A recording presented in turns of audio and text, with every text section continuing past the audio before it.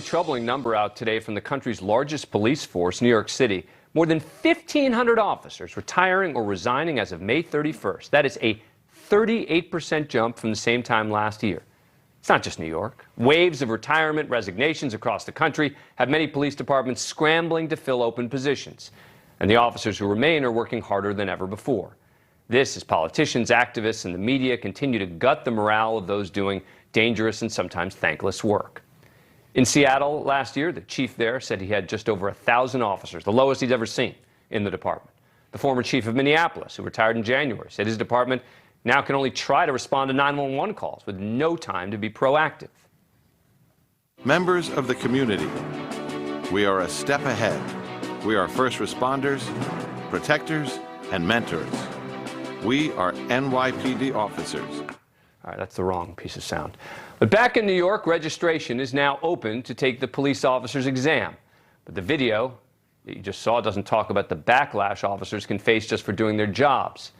The National Republican Congressional Committee released a statement today blasting their opponents across the aisle, saying, quote, Democrats defund the police agenda is leaving a law enforcement vacuum in New York. It's being filled with criminal activity and forcing residents to live in fear.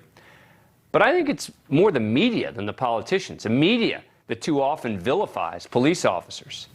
Today on NewsNation's Morning in America, a former NYPD detective who now teaches at John Jay College said he's hearing alarming things from his students. We're losing a lot of police officers. We also have poor recruitment. I have students that I teach in John Jay that normally are usually excited to get on the police department. This past April, I had 3 students that were supposed to go into the police academy, and they turned it down. They're apprehensive. Who can blame them for having second thoughts? Officers in the city are already working long, hard hours with little appreciation for the dangerous work they do. Couple that with a jump in violent crime, it's hardly surprising that they don't feel supported. When they're eligible to retire, they retire. They don't want to play pension roulette. They're not sure if they're going to get the backing of the department. The city council pretty much makes everything like for the criminal. They don't support the police officers. These veteran officers can be a valuable resource to teach the next generation, but there are fewer and fewer of them around to learn from. Joining me now, as always, is Sean Sticks Larkin, retired Tulsa, Oklahoma police lieutenant. Sticks, this isn't just a coincidence, is it, all these retirements? No, absolutely not. And it's something that we've been talking about for 2 years now. The anti-police narrative that's out there, it's taking the older experienced guys in the department, and they're looking for early retirement. They're looking for jobs outside of the profession. And the hardest thing about it, it's that recruitment right now. So you got the departments getting younger, you're losing experience, and you're having a very hard time filling vacancies. And some of the officers are being discouraged, saying they're arresting the same people multiple times because they keep being released back on the streets.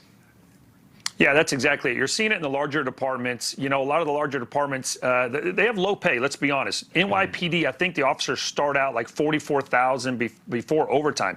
In Tulsa, our guys in the academy start out at $58,000, and our cost of living is much cheaper here.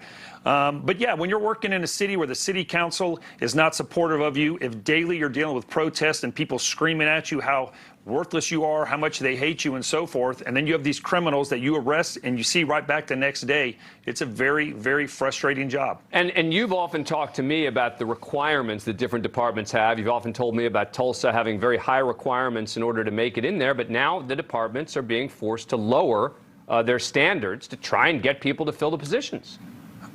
That is happening in some agencies. That has not happened in Tulsa. But what's happening is you're not having as good of a pool to pick out of. So whereas you might have 200 or 300 candidates and 80 of them are fantastic, it's much smaller, much more difficult. Yeah.